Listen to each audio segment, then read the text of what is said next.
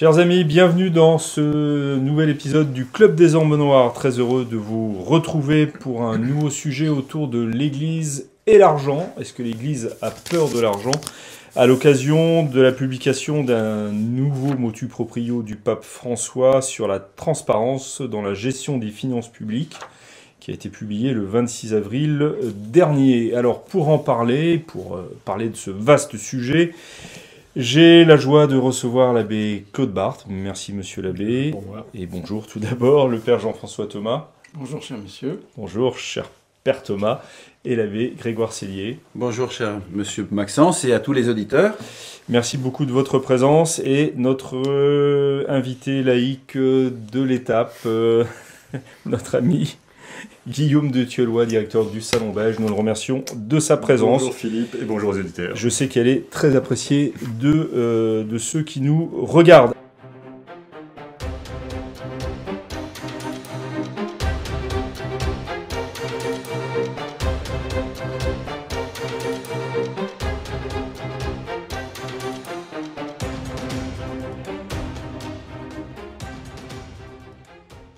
Alors, motu proprio du pape François. D'ailleurs, avant de commencer, peut-être une petite question en forme de colle. Savez-vous combien de motu proprio le pape François a publié? 40 et quelques, je crois. Pardon. 40 ici, qui dit mieux? Aucune idée. 45 ou 46, non. Ce qui est une forme de synodalité tout à fait intéressante. Alors, effectivement, le pape François, bravo au père Thomas, on voit Bah, c'est que un c'est confrère. que c'est un observateur, pardon, attentif. ex-confrère. Il a publié en 8 ans 42 motu proprio, 40. ce qui est une forme effectivement, et de gouvernement finalement. De gouvernement très Ça- personnel. Savez-vous Moi, combien tu on a publié le pape Benoît XVI, pardon. Si, c'était... Voilà. Attendez. Est-ce que vous allez m'épater jusqu'au bout? Non, alors peut-être... C'était 10, une dizaine. Il est incroyable. Il est incroyable. 13 motu proprio en 8 ans également. Et le pape Jean-Paul II, parce que ça donnera un petit comparatif Alors assez intéressant. en 25 ans, évidemment. En 27 ans, oui. Oui, je ne sais pas. Ah bah, Une vingtaine peut-être. vous êtes un peu en dessous là quand même. 32 motu proprio en 25 ans. En 25 ans. Donc effectivement, c'est assez révélateur en fait d'une forme de politique du pape François. Motu proprio, est-ce que l'un de vous d'ailleurs peut nous rappeler ce que ça, non pas ce que ça signifie, encore que, mais ce que ça signifie, enfin pas ça signifie au sens du terme latin, mais qu'est-ce que ça signifie comme type de document? Monsieur l'abbé Barthes. Oui, Allez. ça n'a pas une très grande signification. Bon, bah alors, merci, l'émission est terminée. C'est-à-dire que oui, bien sûr, c'est de son mouvement propre qu'il prend cette décision, mais ça peut qualifier toutes sortes de documents. Celui-là, par exemple, qu'est-ce qu'il est comme document? C'est une lettre apostolique sous forme de motu proprio. Ça peut être une constitution, même, ça peut, je crois. Oui, il y a des promulgations de lois, je vois là. Enfin, j'ai relevé Non, à peu près des statuts dits quelque différents. chose de plus, pour dire, voilà, c'est bien moi qui ai pris cette décision. Voilà, ça relève directement C'est de psychologique, oui. C'est le gouvernement personnel. du gouvernement personnel et non pas, comme disait le Synodal. et synodal. Alors, dans ce motu proprio, on s'aperçoit que il est notamment interdit, alors qui touche notamment les cardinaux qui n'ont pas le droit enfin qui devront faire certains efforts, parce qu'il est sous-entendu, donc je suppose que ils sont très dépensiers ou qu'ils reçoivent trop de cadeaux, parce qu'il est notamment stipulé qu'il est interdit également pour tous les employés de la curie romaine, de l'État de la Cité du Vatican et des entités connexes, à ne pas oublier, d'accepter en raison de leur fonction des cadeaux ou autres avantages d'une valeur supérieure à 40 €. Est-ce que, pour démarrer cette discussion, est-ce que ça vous inspire Ça montre que le document est ridicule. Ah bon, vous y allez directement. Ça ne veut rien dire. Mais pourquoi ça veut rien dire? Si, 40 €, c'est ça. Oui, vous allez me dire pourquoi pas 39 et pourquoi pas 41, mais au-delà de ça. Surtout, moi, il y a une chose que j'arrive pas à comprendre. La première chose qui m'a sauté aux yeux quand j'ai vu ce paragraphe, c'est quand on invite un cardinal à un colloque, on lui paye le billet d'avion, c'est plus que 40 €. Et est-ce que c'est un cadeau? Et c'est évidemment en fonction de son Ça statut. justement, c'est pas ça. Mais C'est l'enveloppe finale qui est visée là, et qui est souvent en D'accord. effet très importante.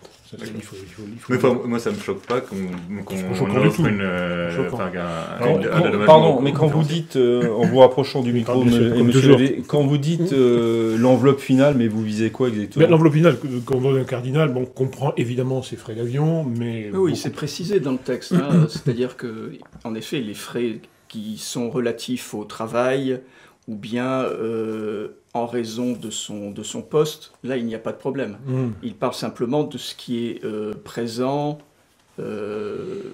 voilà, qui serait des présents personnels. Mais si j'invite un cardinal Oui, à déjeuner, est-ce que c'est considéré Non, parce Non, que non, c'est si une c'est relation, comme non, bien sûr que non. qui est d'ordre liée. professionnel? Voilà, professionnel. voilà. Ce qui est visé, c'est une coutume. En qui revanche, veut si que vous son- lui offrez une boîte de chocolat, ça ne doit pas dépasser 40 €. Voilà. Donc il faut Et prendre de vraiment cigares. du bas de gamme, vraiment du bas de Ouais, ouais. gamme. Pas de gamme. Acheté en supermarché, quoi. Maxi discount. Je vous laisse la... Mais non, ça vise une coutume qui veut que quand en effet on invite un cardinal pour faire une cérémonie, pour assister à un colloque, on lui donne à la fin une enveloppe qui est assez consistante. Oui, mais est-ce que vous pensez que ça c'est interdit? Parce qu'il a quand même fait le Non, déplacement, parce il a quand même fait là, un c'est discours, etc. C'est dans le cadre de son travail. Moi, il me semble que Non, c'est mais dans en le cadre de plus, son travail, de sa on lui offre représentation. L'enveloppe couvre... coupe plus que les frais, c'est ce que Oui, vous voulez voilà. dire, monsieur Oui, Lavé. mais je pense que ça couvre son intervention, Bon, sa alors, participation. dans ce Non, cas-là- je pense que c'est Dans tout ce cas, ça simplement... sert à rien- ça a rien Mais si, dit. non, mais c'est simplement des comment dirais-je, des bakchis. C'est ça dont on parle, c'est des bakchis. Oui, C'est pas oui, autre oui, chose, oui, à qui mon sont- avis. Mais qui sont en effet donnés au cardinal. Enfin, bon, les bakchis, on lui donne on pouvait donner des sommes très importantes. Non, ça vise une coutume qui valait spécialement sous Jean-Paul II, où des cardinaux recevaient des sommes extrêmement importantes, par exemple, de la part des légionnaires du Christ. Oui. Il était connu que les légionnaires du Christ invitaient des hauts prélats de la curie romaine et leur donnaient des sommes vraiment très conséquentes. Alors bon, ça vise ça, mais pour aller de Ah, là, actuellement, 40 les légionnaires euros. du Christ sont pas en pleine Non, forme. non, mais enfin, se faire alors, un c'est appart. devenu une coutume générale. Enfin, c'est une coutume générale. On donne une bonne enveloppe à un cardinal qui s'y déplace. Selon qu'on peut le faire ou pas le faire, bien sûr. Hein. Mais, Ah. Est-ce qu'il y a un moyen de contrôle qui est mis en place où c'est sur la bonne foi des cardinaux? Bien sûr que non. C'est bien sûr sur la bonne foi des cardinaux qu'on ne peut pas mettre en doute. Voilà. Donc, apparemment, la en très fait, haute, on va continuer à leur offrir des cadeaux. Et tout ira bien. Est-ce que l'Église, non mais plus sérieusement, est-ce Oui, que non, l'Église c'est pas a un sérieux. problème avec l'argent comme Non, comme le je pape, faisais avec- le pape régnant a un problème avec l'argent. Non mais l'Église aussi. Enfin, Certes. soyons sérieux depuis Non, mais toujours, non, dès les Évangiles, le rapport à Oui. l'argent est quand même. Certes. Mais là, il s'agit de ce motu proprio qui... C'est un point de départ, Monsieur Lavé. D'accord. Mais allez-y. Donc je voulais dire que, manifestement, ce motu proprio est un motu proprio de communication dont le pape actuel veut se montrer un homme pur, un homme de purification, et il entend qu'on le répète. Et les journalistes, en effet, à sa dévotion, ne font dire que ça. Il va, mais malgré une curie tout à fait corrompue, malgré les difficultés, etc., il arrive à purifier les choses. En tout cas, il essaye de le faire. Il ne va certainement pas y arriver, mais il essaye de le faire. C'est ça le but de la manœuvre. Parce que, de fait, aujourd'hui, corruption, il y a toujours de la corruption, certainement. Il y a des choses qu'on peut discuter. Mais les vrais problèmes de corruption dans l'Église, sauf tel ou tel cas particulier, Maradiaga, on en parlera peut-être, le cardinal, ami justement du pontife actuel, les vrais problèmes ont été ont été réglés, on peut dire, par le pontificat précédent, sur ce point-là, comme sur le Par le pontificat de Benoît XVI. de Benoît XVI, c'est ça, et les vrais problèmes étaient sous le pontificat de Jean-Paul II. Mais j'ai coupé. Oui, ceux que vous avez cités en exemple il y a un instant. Guillaume de Sullois. Ce que je trouve assez curieux, je partage assez l'analyse de l'abbé Barthes sur le fait que ça soit de la communication, mais il y a un truc qui m'échappe, c'est que cette communication est doublée d'une autre communication qui dit exactement l'inverse. Par exemple, quand il concélèbre avec le cardinal Becciu, qui est notoirement le dernier à s'être fait prendre la main dans le pot de confiture, c'est bizarre comme message. Moi, ça me choque pas plus que ça que le pape pape reçoive un cardinal, hein, ou un ancien cardinal, mais on peut pas dire les deux choses à la fois, quoi. J'avoue que je comprends pas très bien ce que ça veut dire. Si tant est que le cardinal Béchu se prend les mains dans le pot de confiture. Je pense aussi... il a quand même été relevé de tous ses titres pour ça. Mais je pense que ça aussi, c'est la communication. Parce que certes, le cardinal Béchu n'a pas fait est-ce que vous pouvez rappeler à ceux qui nous regardent alors, qui est le cardinal Béchu quel est le pot de confiture en l'occurrence en l'occurrence, le cardinal Béchu était un des hommes les plus importants de la curie et il a été substitut de la secrétaire d'État. Il a été accusé et d'avoir d'avoir utilisé sa fonction pour faire financer un truc somptueux à Londres de plusieurs dizaines de millions d'euros, 150 millions si ma mémoire est bonne.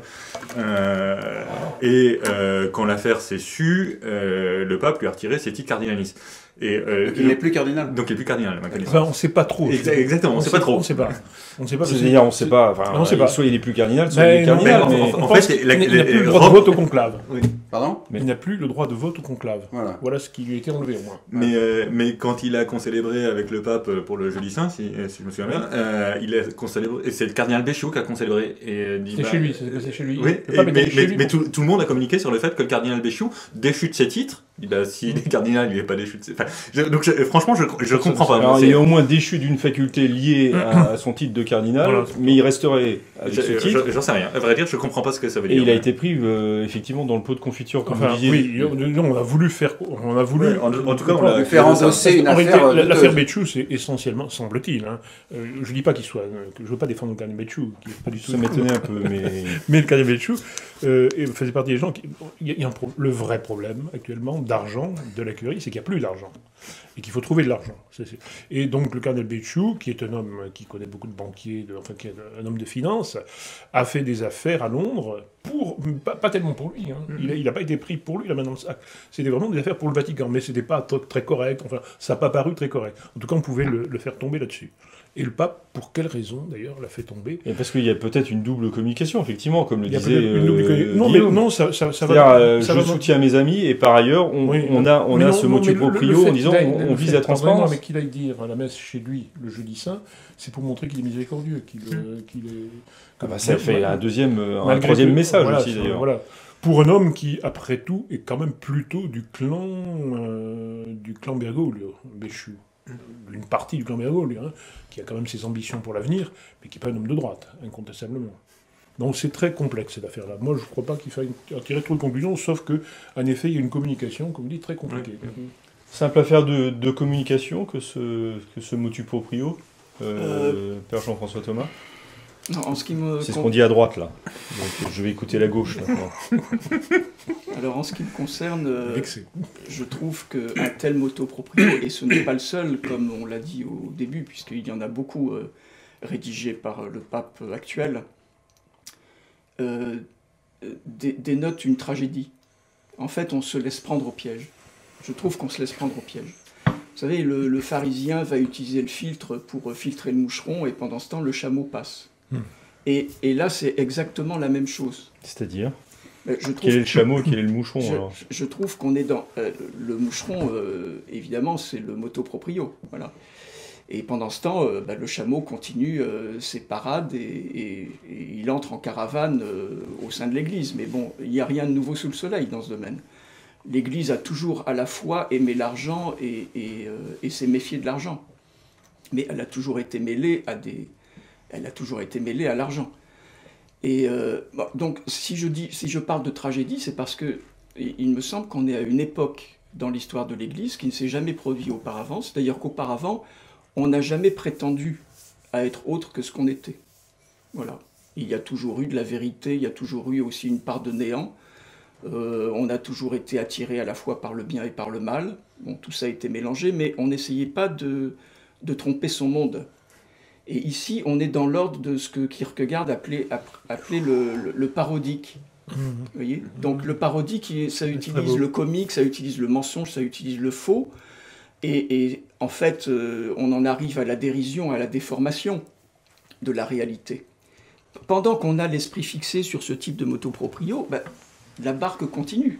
Alors la barque, elle est pas toujours en équilibre. Alors, à travers les images que vous utilisez, parce que là, vous venez quand même d'en utiliser plusieurs à la fois, qui renvoie au désert avec les chameaux et à la mer avec la barque. Qu'est-ce que vous voulez exactement dire pour que ça soit clair pour tous ceux qui nous regardent? Vous avez lu Kierkegaard? Non, très peu, en fait. Je me suis arrêté à oui, moi. C'est un auteur très intéressant parce qu'il dit que le parodique annonce le démoniaque. Oui. Et donc, le motu proprio et le rapport de l'Église avec l'argent dans tout ça? Le rapport de l'Église, le rôle de l'Église, c'est tout de même d'annoncer la vérité, de défendre la vérité. À partir du moment où vous l'affaiblissez par toutes sortes de choses qui sont parodiques, qui vont détourner l'attention de la chose importante, vous risquez de verser dans le néant.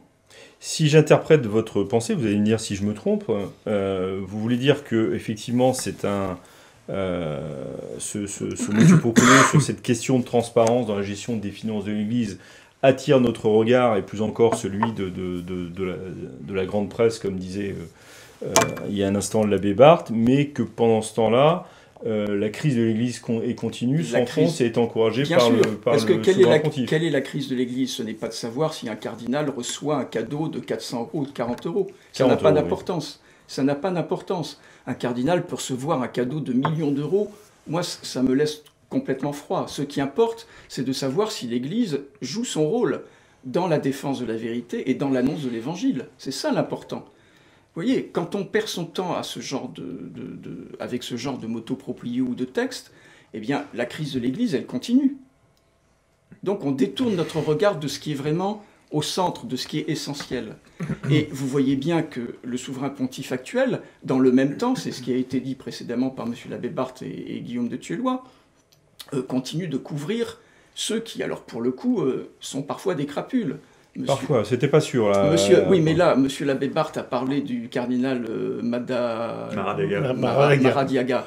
Bon, vous savez qu'il y a un livre qui vient d'être traduit de l'espagnol en anglais, voilà, et donc qui s'appelle Trahison sacrée, je crois, voilà, et qui n'est pas encore traduit en français, écrit par la veuve d'un ancien ambassadeur auprès du Saint-Siège, l'ancien ambassadeur du Honduras, et qui a été victime financière de ce cardinal qui est quand même couvert jusqu'à aujourd'hui par le Saint-Père. Alors on va revenir peut-être plus sur on vous laissera prononcer à chaque fois le nom parce que ça c'est le moucheron. Ouais. Ça c'est voilà. Vous partagez cet avis d'un leurre en fait à travers ce texte. Je pense que je voyais moi plutôt comme quelque chose d'assez intéressant puisqu'on parlait de transparence au moment où il y a des malversations financières partout dans le monde et qui touchent évidemment l'Église. Voilà. Alors juste avant de rebondir donc sur le fond qui est effectivement que on désigne la lune et on regarde le doigt là, on est en plein dans ça, c'est-à-dire que il y a une crise énorme de l'Église. Et puis on dit, ah oui, 40 ou 41 €. Bon, effectivement, c'était complètement disproportionné par rapport aux énormes chantiers auxquels le pape devrait s'adonner pour vraiment remettre l'Église Mais si on en reste simplement sur ce document, donc le mandat, me semble-t-il, un des mandats en tout cas qui a été donné par le conclave au pape François était de remettre de l'ordre et d'améliorer la gouvernance de la curie. Or, il ne le fait que de façon marginale. C'est très marginal tout ça par rapport à une organisation. 42 motu proprio, dont la plupart, oui, pas 42. Non, mais je veux dire, la gouvernance ne s'est pas du tout améliorée dans le fond pour essayer de vraiment faire quelque chose de moderne. Lui, d'ailleurs, on le voit par le nombre de motu proprio. En fait, il ne veut pas que la curie marche bien pour pouvoir manipuler à sa guise. Hein. Mais ceci étant, cette exigence de transparence financière est actuellement très en vogue, très répandue.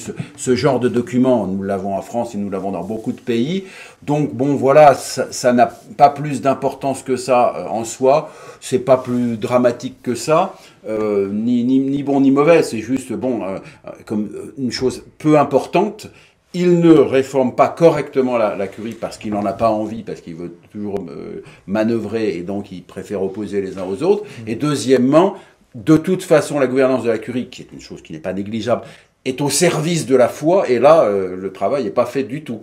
Je trouve tous très, très sévères quand même, parce qu'à chaque fois qu'il y a un texte du pape François ou un acte du pape François, finalement... Pas seulement du pape François d'ailleurs. Mais... De moi aussi. Non, mais ça peut être des textes d'autres souverains pontifs, c'est pas uniquement le pape François.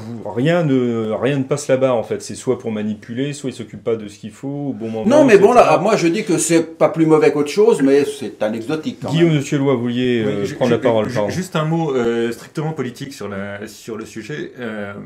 On a dit les uns et les autres que c'était quelque chose qui était assez à la mode, la transparence financière, etc. Enfin, moi, je pense qu'il ne faut jamais perdre de vue que la transparence financière, ça sert des intérêts. En l'occurrence, je ne sais pas du tout quels intérêts ça peut servir dans le cas précis de ce motopropriétaire, et je ne sais même pas si ça en sert quelques-uns. Mais ce qui me paraît certain, moi je l'ai vu dans le financement de la vie politique, quand on a organisé le financement transparent de la vie politique, l'objectif était extrêmement clair. L'objectif, c'était de centraliser les sources de financement entre les mains de quelques-uns, de mettre tout le monde dans l'illégalité pour imposer une logique d'arbitraire pure. C'est-à-dire que personne ne peut réussir, par exemple pour les campagnes présidentielles, personne ne peut respecter la loi et gagner une campagne présidentielle. Et donc, il y a un coup près au-dessus de la tête de tous les candidats. Si vous sortez du cadre, peu importe la nature du cadre, en l'occurrence, si vous sortez des valeurs républicaines, je ne sais pas ce que ça veut dire, mais vous serez de toute façon sanctionné parce que vous êtes forcément dans l'illégalité. Et donc... Et en l'occurrence, je soupçonne que cette lettre apostolique force tout le monde à être dans l'illégalité, entre guillemets, dans la curie, et puisse jouer le même rôle que le financement public de la vie politique en France, c'est-à-dire de dire, toi, bah, ça va, je ferme les yeux, toi, bah, non, on va pas fermer les yeux, tu vas payer. Oui, parce que de toute façon, il y a un moment où on sera obligé d'être dans cette illégalité que exactement. Avec les cardinaux en question. Donc c'est une manière de mieux tenir les cardinaux et de faire peser une crainte sur eux, justement. Sauf que dans la vie politique, on peut vérifier les comptes d'une campagne électorale. On peut difficilement vérifier les comptes d'un cardinal qui va à droite à gauche. Oui, mais il peut y avoir des... Le donateur peut dénoncer. C'est ce qui s'est passé dans l'affaire Fillon. Dans l'affaire Fillon, c'est le donateur qui lui-même a dénoncé pour tuer le candidat. C'est pas difficile de piéger quelqu'un. Voilà. Alors parlons justement, puisque vous avez sauvé Maradiaga, oui. Ouais, on vous laisse prononcer, hein, encore une fois. Cardinal du Honduras. Est-ce que vous pouvez rappeler un peu c'est un personnage très intéressant. La situation, du point de vue et le personnage et la situation qui fait qu'on est amené à en parler dans une émission concernant la transparence de l'argent. Le personnage est complexe, lui aussi. Parce que il est étonnant, il est très opportuniste en fait. Il se retrouve dans l'écurie du pape François, alors que apparemment il a même eu des ambitions notables du point de vue pour le souverain pontificat. C'est plutôt un homme, on va dire, de centre droit, plus au centre qu'à droite, mais bon. Donc au départ plutôt ratzingérien. Voilà, ratzingérien, et qui se retrouve bergolien. Mais ils sont beaucoup comme ça, non? Très. Mais j'ai l'impression, du moins. Mais lui est d'un niveau quand même très important parce qu'il fait partie des principaux conseillers du pontife. Il fait partie de son...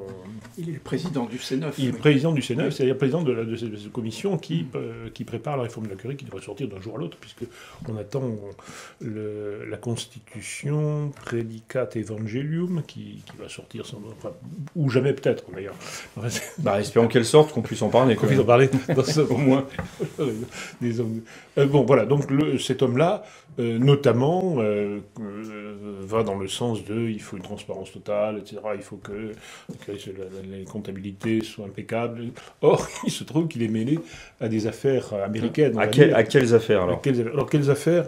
La dernière dont on parle dans le livre dont a fait mention le père Thomas, c'est en effet, il aurait... fait ce que font certains hommes d'église, c'est très mal évidemment, rafler des dons qui étaient des pieuses donations, si vous voulez, à son profit. Enfin, c'est grosso modo c'est ça, n'est-ce pas, hein? Oui, et puis alors par exemple, il reçoit chaque année une très grosse somme. Il faut imaginer que le Honduras, c'est quand même un des pays les plus pauvres d'Amérique latine. Donc il y a quelques années, je crois que le revenu annuel d'un Hondurien, c'était $250. Effectivement. Vous voyez, c'était très bas. Et lui reçoit chaque année $35 000 de l'université catholique du Honduras pour ses bonnes œuvres. Et dans le cas qui est décrit dans le livre, donc par cette veuve d'ambassadeur, c'est que... Le livre que vous avez lu, pardon mon père, mais... J'en ai lu des extraits pour l'instant, parce que voilà. Et cette dame dit qu'ils lui ont remis Donc son mari et elle ont remis au cardinal absolument toutes leurs économies, qui devaient être assez considérables quand même, parce que Mais pourquoi remettre... son mari a été ambassadeur pendant 20 ans auprès du Saint-Siège, donc il avait quand même un poste assez important. Donc c'était un placement financier, parce que ce cardinal disait « J'ai un ami qui fait des placements financiers, je crois, en Grande-Bretagne, un musulman d'ailleurs, et qui va faire fructifier l'argent. » Et donc ils n'ont plus jamais entendu parler de l'argent. Donc ils ont fait recours auprès du pape, etc. Et à chaque fois, ça a été auprès du pape actuel. Du pape actuel, et ça a été porte close. C'est un peu une queue de comète, cette affaire. Oui. Parce que c'est en effet ce genre de choses qui se passait en Amérique dans les années précédentes, c'est-à-dire les années 80, 90, 2000.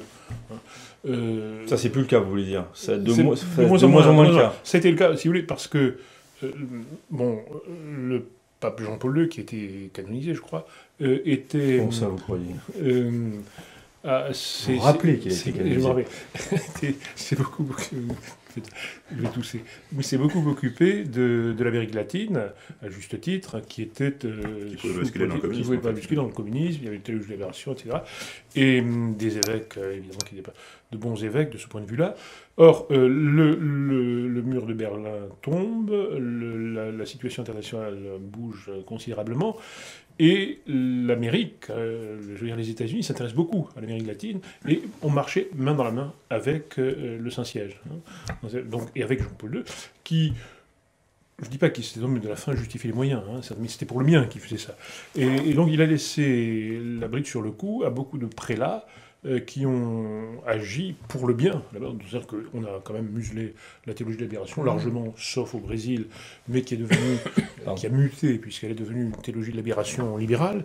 Et partout ailleurs, on a changé les épiscopats, au Chili, en Argentine. Bergoglio, par exemple, doit son épiscopat à cette politique-là, de Jean-Paul II, et des hommes de Jean-Paul II. Les hommes de Jean-Paul II, c'était Sandri, en argentin, c'était Sodano surtout, alors là, qui est le personnage, si vous voulez, si on peut parler de corruption. Moi, je sais pas, je dis rien, mais vraiment... Quand même. Oui. Riposte catholique a publié une série d'articles très bien documentés sous le...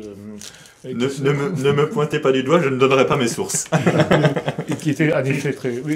sur le Sodano, et tout le milieu Sodano, Lagui, Martino, etc. Alors tous ces gens-là, si vous voulez... D'où venait l'argent? On ne sait pas, mais ils en avaient beaucoup. D'accord, mais là vous êtes en train de nous dire que c'est une queue de comète concernant le cardinal Maradiaga. Donc, alors, où se trouve le problème si c'est une queue de comète? Si finalement... Que ce soit le conseiller qui pousse à la transparence et qui lui-même... Soit des vieilles méthodes dont on dit qu'elles existent toujours, alors qu'elles ne existent plus tellement, si vous voulez. Le vrai problème, je le dis et je le redis, de la corruption dans l'Église depuis Vatican II, s'est déroulé sous Jean-Paul II. C'est là qu'il fallait purifier, et cela a été fait, parce que ces gens-là ont été mis de côté. Sodano est resté secrétaire d'État très peu de temps, et puis il avait atteint la limite d'âge. Alors bon, il a beaucoup de maisons, beaucoup d'immeubles, d'accord, mais on ne s'occupe plus de lui, on n'en parle plus, et ainsi de suite. Vraiment, le pape Benoît XVI a fait le travail. A fait le travail, oui, je crois. Et vous êtes en train de nous dire aussi qu'effectivement, c'est pas 40, enfin les 40 €, c'est vraiment pas la question. Vous avez sur ce cardinal, non, rien, vous voulez rien dire. Non, mais après, encore une fois, il faut vivre de façon évangélique.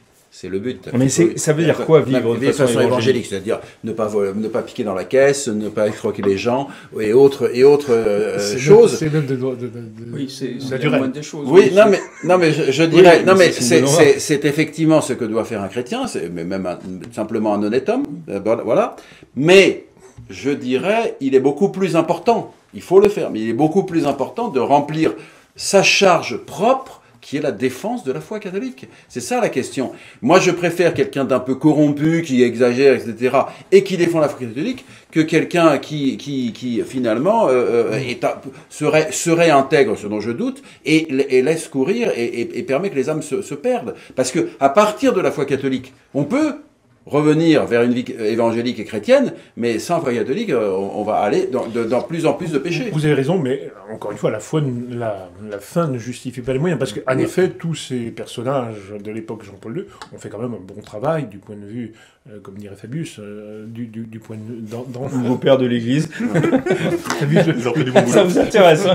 Fabius le disait... Pour Al-Nostra. Pour les islamistes d'Al-Nostra. Ils font du bon boulot. Ils font du bon boulot. Non, les sodas, mais dans la mesure où les... Vos comparaisons sont extrêmement parlantes, je trouve. On emploie devant moi des tas de métaphores extraordinaires, alors j'essaie de mettre au niveau. Donc, comment ça? En fait...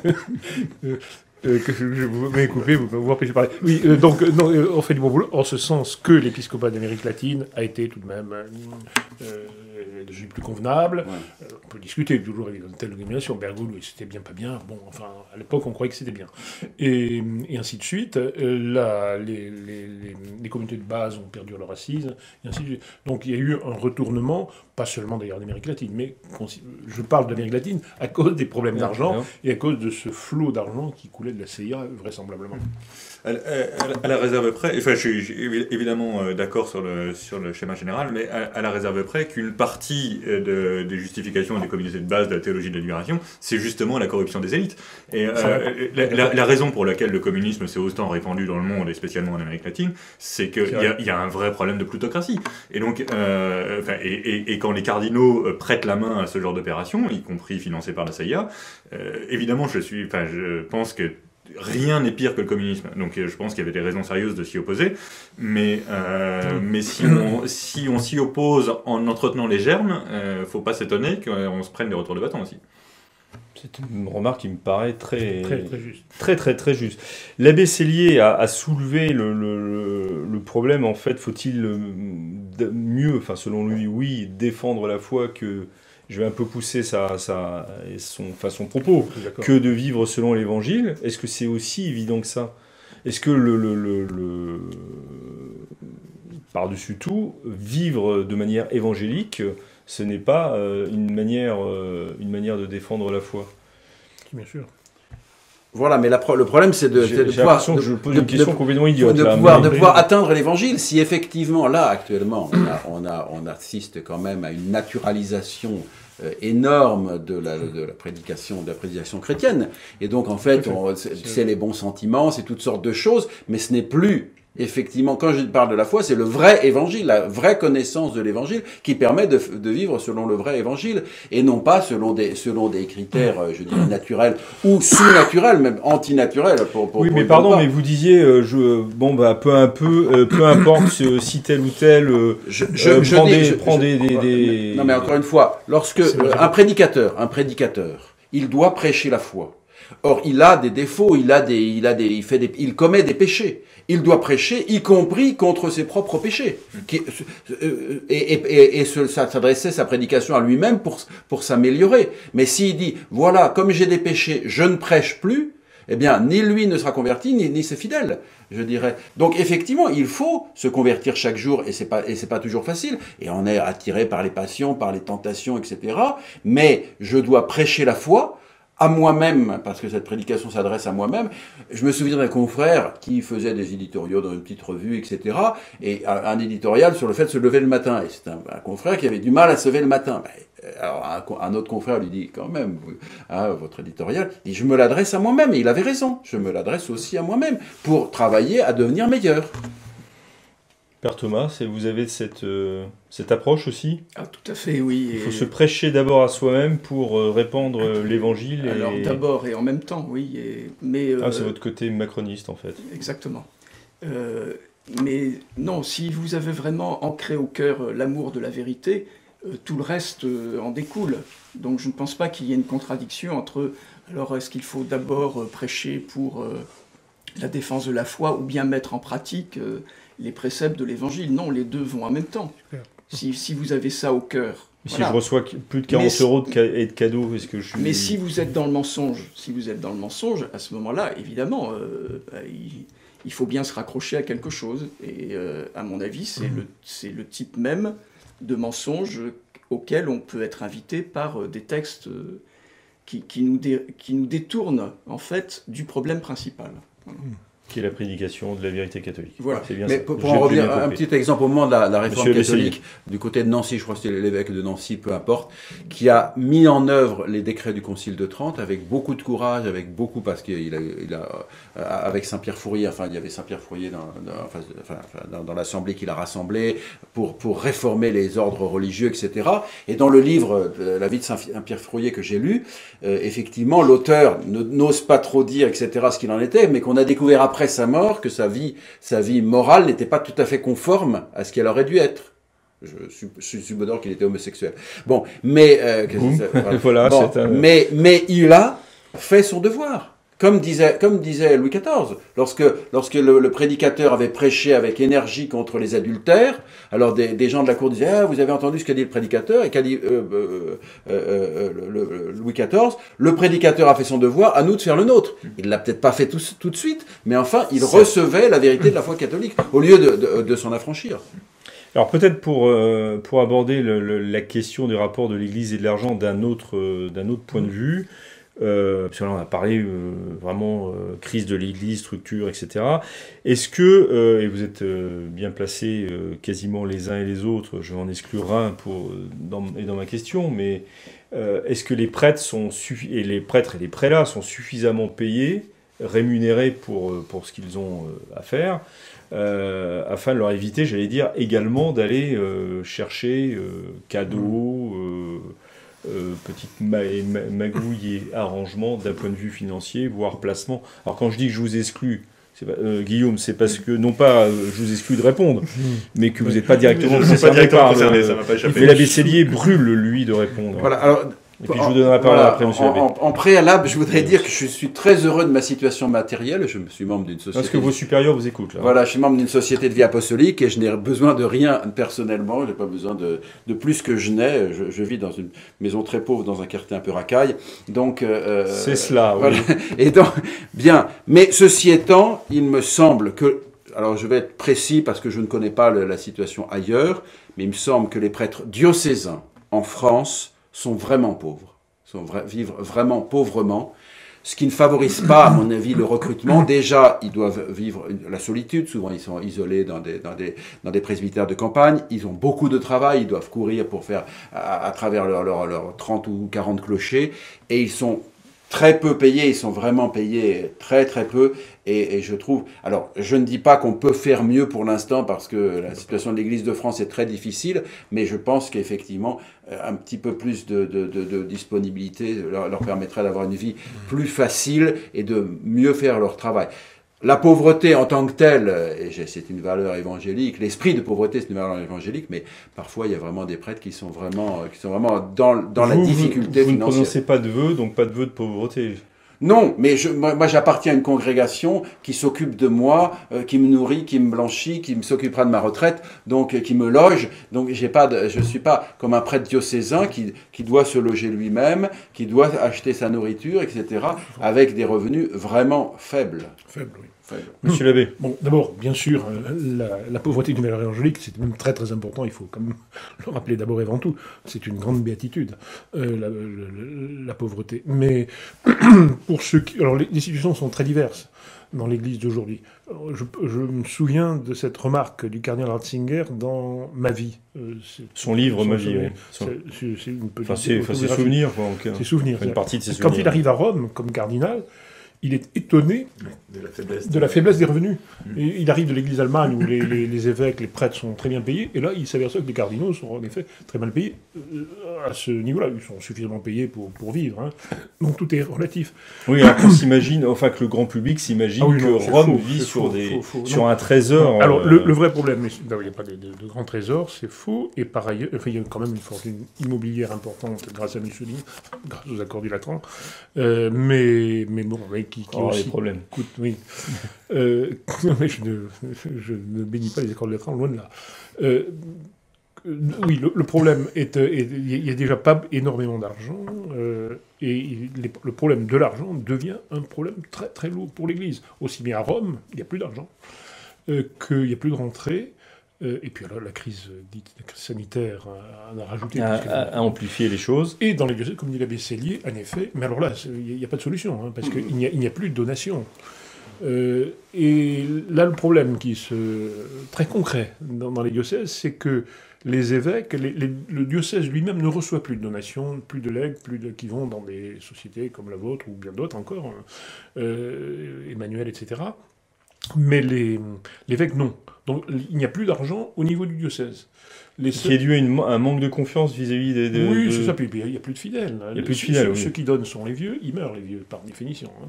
Et donc voilà, il y a notamment un apport important était celui des legs. Une personne mourait et faisait legs légataire universel du diocèse. Ça n'existe plus ou très peu. Et donc, les seules choses qui rapportent encore sont justement les paroisses, parce qu'elles sont au niveau du public qui reste, où il y a encore des rentrées, mais pas très importantes.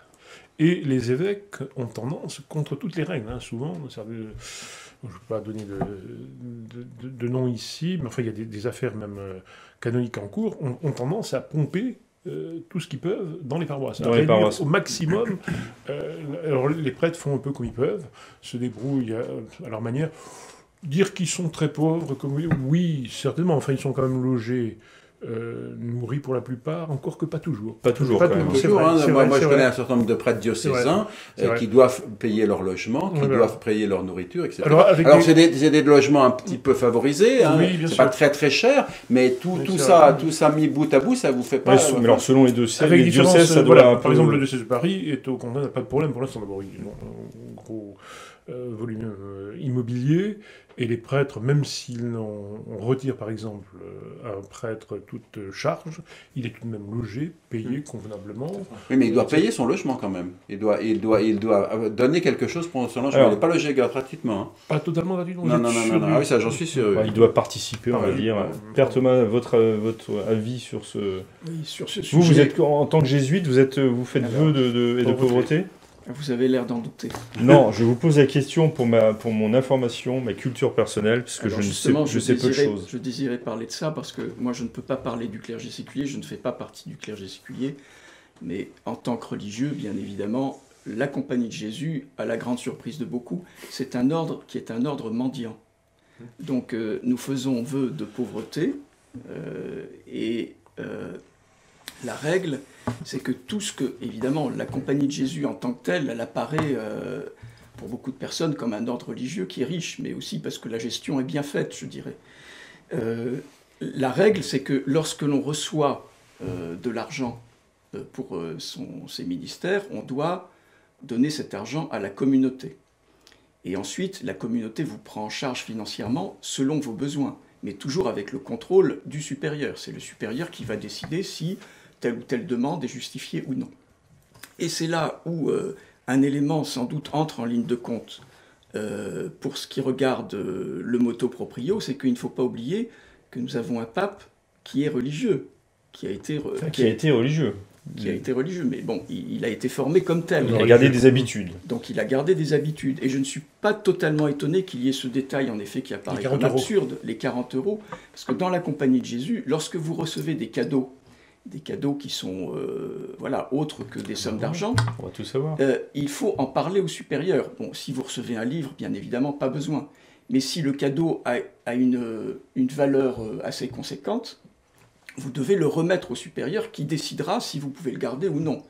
Ou bien si ça peut être utilisé par la communauté en tant que telle. S'il le garde pour lui. Une voiture, par exemple. Voilà.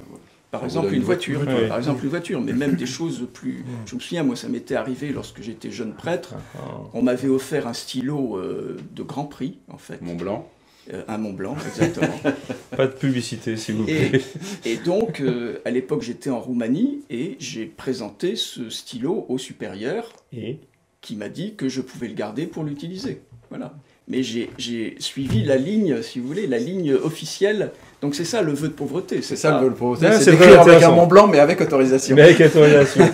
Mais vous nous avez éclairé quand même sur cet aspect, effectivement, du motu proprio. C'est la première fois, depuis très longtemps, que nous avons un pape qui est religieux. Ah bah, depuis très longtemps, oui, puisque c'est jamais arrivé. Bah si, c'est Grégoire XVI. Ah bah oui, effectivement. Et Saint Pie V. que nous célébrons aujourd'hui, Saint Pie V, que nous célébrons aujourd'hui dans le rite extraordinaire.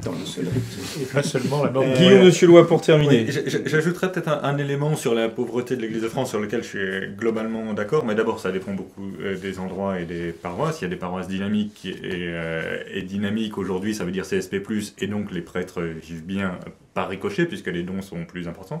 C'est la première chose. Et la deuxième chose, c'est qu'il y a aussi un problème structurel, c'est que il y a le diocèse qui pompe les paroisses de façon parfois un peu abusive, et il y a au-dessus la CEF qui pompe aussi les diocèses de façon Donc également... la CEF, c'est la conférence des évêques de France, de façon parfois aussi un peu abusive. Je ne sais pas si vous vous souvenez, il y a eu il y a 2 ou 3 ans une petite polémique entre la Marche pour la vie et le MRJC, le mouvement catholique, d'action catholique rurale, qui est plus très catholique parce qu'il se revendique du maoïsme, mais donc le MRJC avait dénoncé les odieux manifestants pour la vie qui luttaient contre les droits des femmes, donc on avait un petit peu hurlé, et ça avait tangué dans la conférence des évêques de France, et le ton était monté jusqu'à ce qu'il y ait une petite menace de grève du denier du culte. Et je me souviens que Monseigneur Ginoux, qui était avec nous dans la protestation, nous avait dit faites gaffe, parce que si vous allez trop loin, c'est pas simplement les mauvais que vous allez asphyxier. Et aujourd'hui, je pense qu'on a un vrai problème, c'est qu'aujourd'hui, on entretient des structures qui n'existent plus, en fait. Il n'y a pas un seul militant au MRJC, mais ils ont des permanents, alors que vous avez plein d'œuvres d'évangélisation qui vivent exclusivement du bénévolat et qui touchent les âmes et qui n'ont pas d'argent. Et qui n'ont pas d'argent. On revient à ce que vous disiez les uns et les autres, et ça va être le mot de la fin. La priorité donc devrait aller à la prédication de la vérité catholique et déterminer là-dessus l'aide financière. Il faut terminer. Merci beaucoup de vos éclaircissements sur ce sujet très vaste. Nous nous retrouvons très bientôt pour un nouvel épisode du Club des Hommes en Noir, et d'ici là, que Dieu vous garde.